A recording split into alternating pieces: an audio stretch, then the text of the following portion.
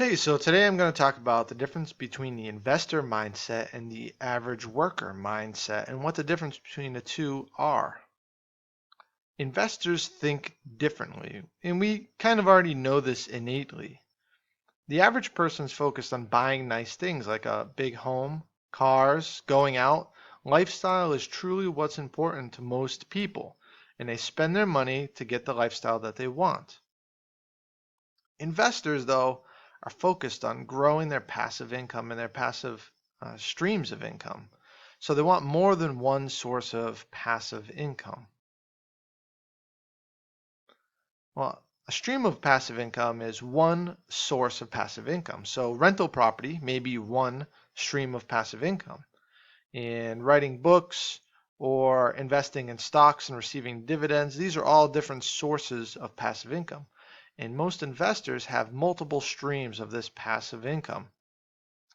And they might provide a little bit of work up front in order to get it or to do it, but then receive the benefits from it for a long period of time. Rental property is a great example. Spend a little bit of time up front to find great property, figure out how to fix the property up and get top dollar for it. And then you can receive the rents for decades to come.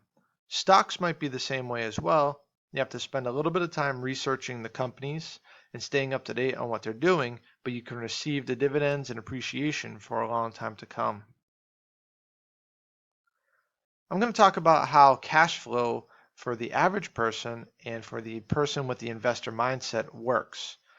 Now, this is pretty normal worker job relationship here. The worker provides labor to the job, and in return, they receive a wage or a salary for their labor. Now, most people spend the majority of their money on nice homes or expensive cars, nice clothes, living style, going out and doing the things that they enjoy doing. But when they don't have enough money for that, what do? They use debt to pay for it, and then they have to pay that debt back. And many people, especially in the United States, have a lot of debt, and they pay a large portion of their income towards those debts, like their mortgage on their house or their car payment or credit card debt. Then, if there is anything left over, they might save it for retirement. Now, most people aren't really saving much for retirement, but those who do, it's usually an afterthought, just whatever's left over. Now, for investors, it starts off the same, providing labor and receiving a wage. But what they do with that money is what sets them apart. Investors are focused on investing, and they spend the majority of their money on investing, and they spend only a little bit of their money on their living expenses.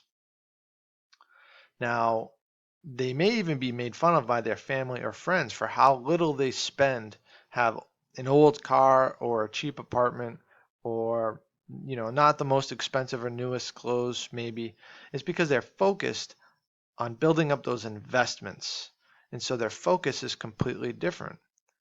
And it's really hard to do this because most people don't want to be different. Most people don't want to be looked at as a miserly or a person who's not enjoying their life. Even if they really are enjoying it, that's just how others perceive it. But what happens? They save up those investments, and soon those investments start paying them money every month or every year. And they can start using some of that investment money to pay for their living expenses. And what happens? The worker has to pay less of their own money towards living expenses, and they can provide a little bit more money towards investments. And then they pay less towards living expenses, more towards investments, and those investments pay even more towards their living expenses. Soon, the investments are paying for all of their living expenses, and they can provide all of their money towards investments. But what happens next? Soon those investments are earning enough money to pay for all of your living expenses. They can also pay for more investments, which then does what? Lets you buy more nice things and get more investments and buy more things and get more investments. Soon, your investments are providing a better lifestyle than all those other people who are working regular jobs. They were making fun of you at first, for not having the really nice things. You sacrifice at first, you invest your money, and then you reap the benefits a few years down the road. And then you can have the lifestyle that you wanted 3, 4, 5 years ago. Now you have it. Not only that, you don't have to work for it.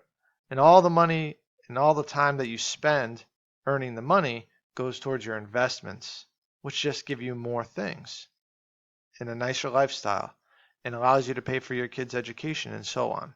So this is the difference between the investor and the worker. The worker is focused on buying things now and saving just what's left. The investor is focused on sacrificing some of their lifestyle now so they can have better investments, and then they can have a much, much better lifestyle 5 or 7 years down the road. And that's the core difference.